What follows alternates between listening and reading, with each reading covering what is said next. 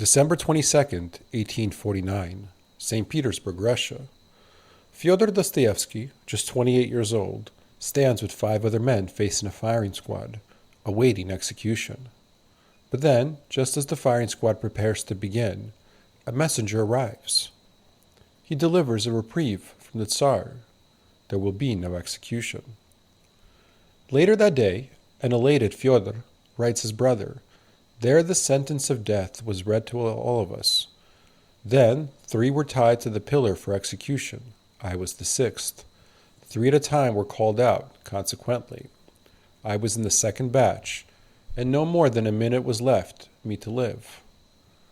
I remembered you, brother, and all yours.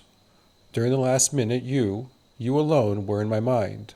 Only then I realized how I love you, dear brother mine. I also managed to embrace Pleshcheyev and Durov, who stood close to me, and to say goodbye to them. Finally, the retreat was sounded, and those tied to the pillar were led back, and it was announced to us that His Imperial Majesty granted us our lives.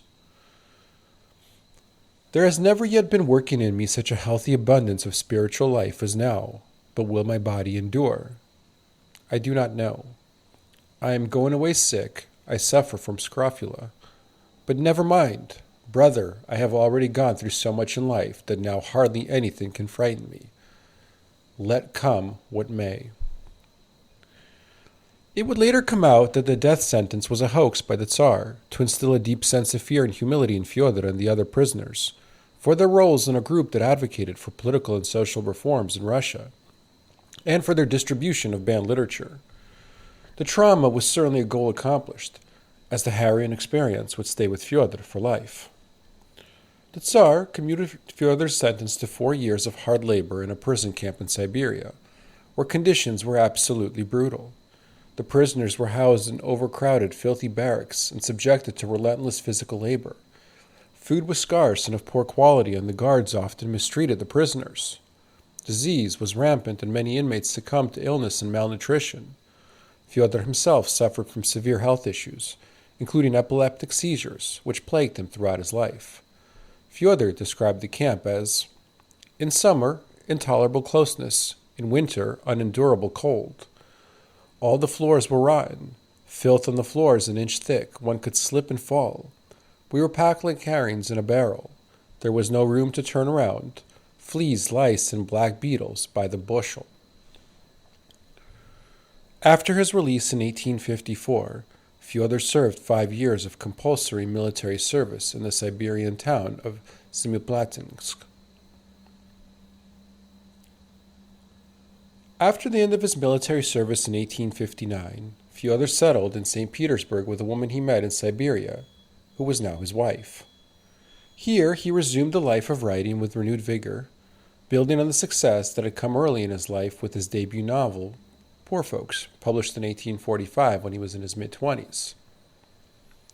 These latter years of his career brought Fyodor into the realm of one of the world's writing greats.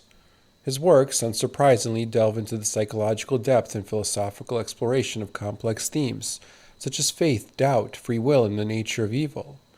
His characters often grapple with intense moral dilemmas and existential crises. Though one can say this was the result of his near execution and harsh years later, Fyodor had already begun exploring these topics in his early life years.